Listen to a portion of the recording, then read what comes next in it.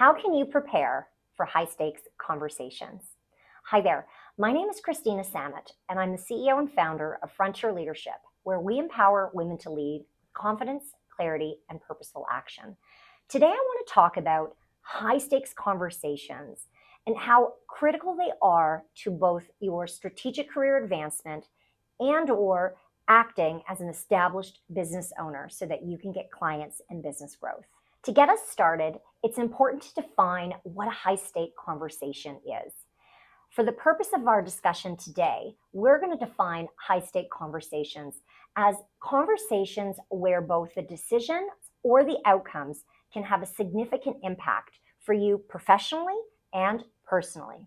To give you a sense of the kinds of conversations that qualify as high stakes, I want to give you a few examples. If you are a business owner, this could mean having a difficult conversation with a client to maybe release that client or let them go. Perhaps change the agreement that you have with that client for new business, or change the terms of how you're working together.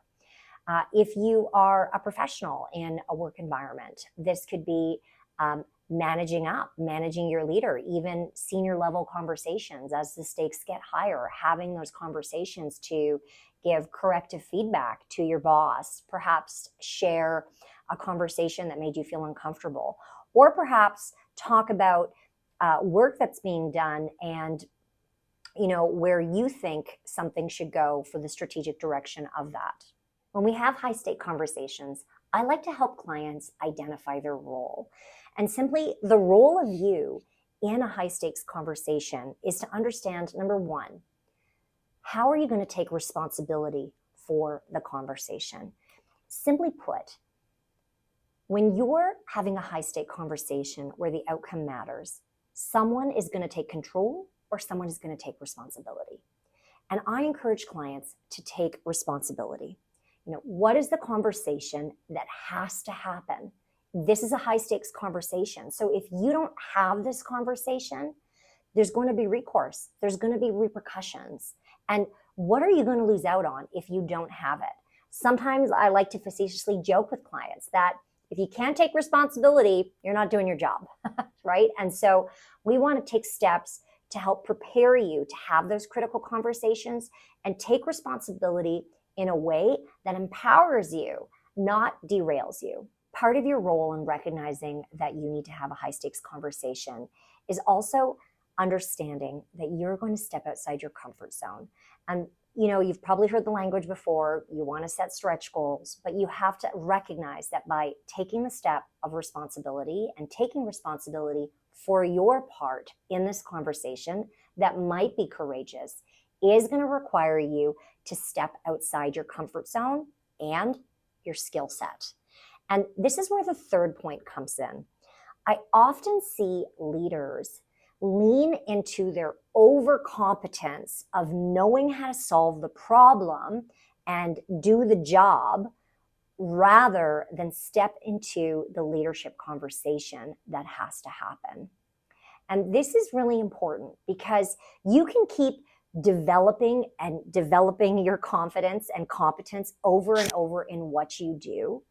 But if you don't learn to have the high stakes conversations when they matter, then you're not actually optimizing your performance for whatever next role that you're going to have or for that more advanced client that you ideally want to take on. So what happens when clients take responsibility, step out of their comfort zone, understand that they're no longer going to rely on their rigor and competence, but that they have to have these high stakes conversations? Well, more often than not, we default. And what we see with a lot of women is defaulting to people-pleasing behavior, defaulting to that fear of rejection, or actually just shrinking down and being a lot smaller and working harder at whatever they were doing, rather than having the critical conversation in front of them. What you need to realize is that when you step into behaviors that are working against you, that step into reactive competencies rather than leadership competencies, that step into fear versus your values and courage, that step into the diminishment of your value that in fact, you're not standing from your value, you're taking away from it. And why that's important is because you're self-sabotaging. And why would you step into an action that's going to take away from you and diminish your value rather than step into a higher level of performance, which in this case will require strategic language skills for you to have those high performance and high stakes conversations that will lead you to a new level of performance. At Frontier Leadership, when we work with clients, we take them through what's called the PACE approach. This is in all of our women in leadership training, and it's also given in one-on-one coaching. And this really helps give women and clients a framework and a process to work through how to prepare for high stakes conversations. Of course, developing that strategic leadership language to have these conversations and to weigh all the elements in the landscape, is part of that fixed plus flex approach.